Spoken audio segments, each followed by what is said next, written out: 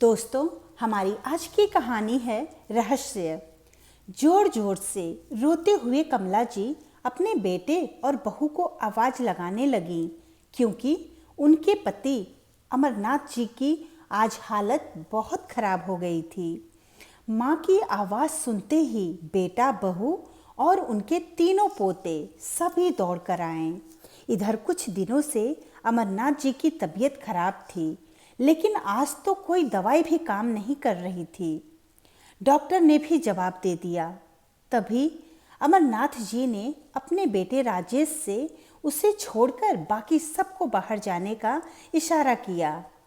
अमरनाथ जी ने राजेश को अपने समीप बुलाया और उसके कान में कुछ कहा। शायद यही बात कहने के लिए वे अब तक सांसें गिन रहे थे। अपने मन की बात कहते ही उनकी आंखें सदा के लिए बंद हो गईं। राजेश को अपने पिता के जाने का बहुत दुख हुआ। उनकी अंतिम क्रिया संपन्न की गई। उनके सभी संस्कार अच्छे से किए गए। राजेश की पत्नी और उनकी माता को बड़ी उत्सुकता थी कि अमरनाथ जी मरने से पहले उनसे क्या कहकर गए थे, किंतु ऐसे समय में किसी की भी हिम्मत नहीं हुई कि राजेश से कुछ पूछ सके।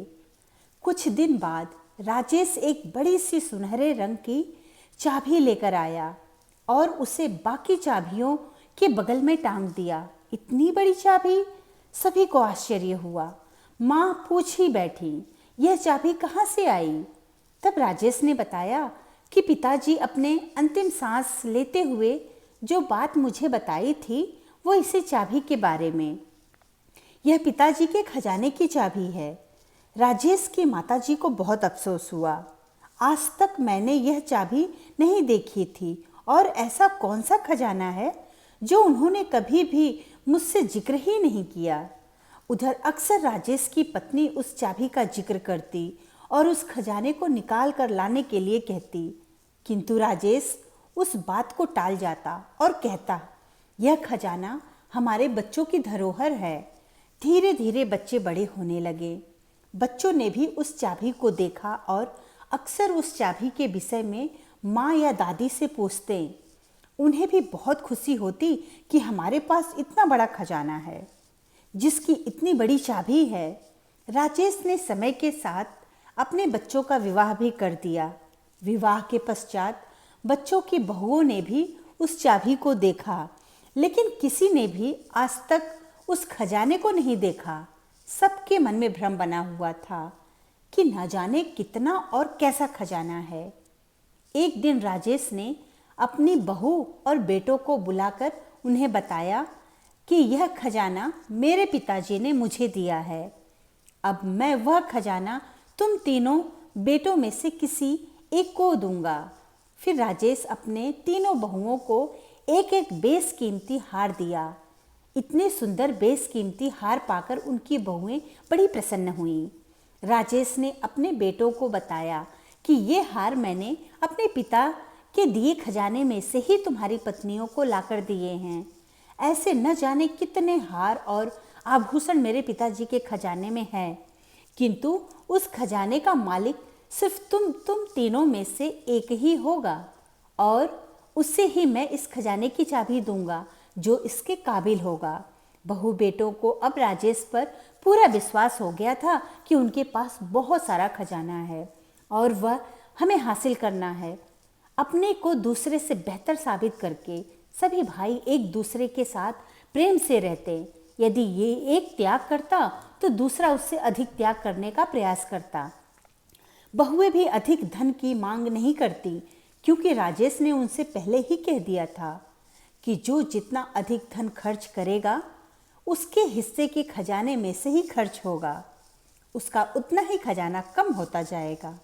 इसीलिए हर बहू यह सोचती कि यदि मैंने ज़्यादा खर्चा किया तो मेरे हिस्से का धन कम हो जाएगा।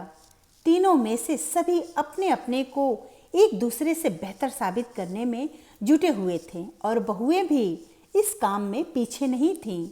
राजेश का परिवार बहुत खुशहाल था।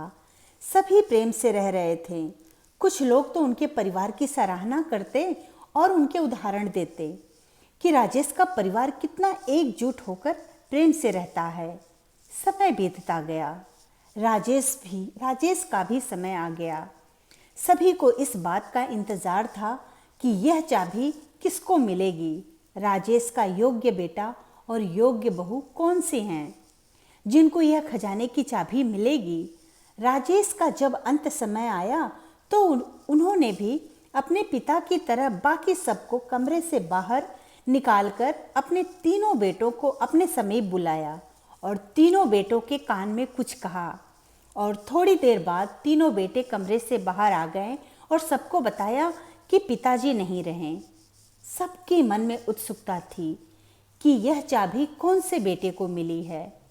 राजेश के भी सारे संस्कार विधि विधान से पूर्ण किए गए और वह चाबी अपने निश्चित स्थान पर फिर से टांग दी गई। अमरनाथ जी का एक ही बेटा था राजेश, और राजेश के 3 बेटे हुए। उन तीनों बेटे के 2-2 बेटे हुए। तब उन्होंने भी अपने बेटों के सामने राजेश के द्वारा कहे हुए बातों को दोहरा दिए। वे सब भी उसी प्रकार से उस चाबी को प्राप्त करने के लिए प्रेम से और एक साथ रहते। कुछ सालों के बाद जब राजेश की पत्नी अपनी आखिरी सांसें गिन रही थी, तब उसने अपने बेटों को अपने पास बुलाया, क्योंकि वह अभी तक नहीं जानती थी कि उनके पति राजेश के पास कौन सा खजाना उनके पिता ने दिया था, जो आज तक उन्होंने नहीं देखा। बेटों को सामने देखकर पूछा, बेटा मुझे सच सच बताना, तुम्हारे पिता ने तुम्हें कौन सा खजाना दिया था जो मैंने आज तक नहीं देखा। बेटे मुस्कुराए और धीरे से बोले, आपके पास यह खजाना हमेशा ही रहा है, किंतु आपने कभी भी इस ओर ध्यान ही नहीं दिया। इस चाबी का रहस्य यही है, हमारे परिवार की खुशी और एकता। जब दादाजी गए थे तो उन्होंने हमारे पिता को समझाया था कि तुम्हारे 3 बेटे हैं और इस तरह से परिवार में झगड़ा होना स्वाभाविक है, और इस चीज़ का घर से बाहर सभी लोग लाभ उठाते हैं। इसीलिए अपने घर की एकता को बनाए रखना, आपस में प्रेम से रहें, एक दूसरे का ख्याल रखें, बस यही प्रयास करना। तब हमारे पिता ने बहुत सोचा कि किस तरह से घर को एकजुट करके रखा जाए। तब उन्हें यही उपाय सूझा जिसके कारण हम सब भाई एक साथ रहें। हमारी पत्नियां भी खजाना खर्चा ना हो जाए, जितनी हमारी आमदनी थी उसमें ही खर्चा चला रही थी, इसीलिए हम पर अधिक बोझ नहीं डालती थी। यह किसी खजाने की नहीं, बल्कि हमारी एकता और प्यार के खजाने की चाबी है। उन्होंने अपनी माँ को उस चाबी का रहस्य बता दिया, जिसे सुनकर वह सुकून की नींद सो गई। राजेश के खजाने की चाबी के चाहत में उनके परिवार के सभी लोग एकजुट होकर प्रेम से रहने लगे। धन्यवाद दोस्तों, कहानी अच्छी लगी तो लाइक और सब्सक्राइब जरूर करें।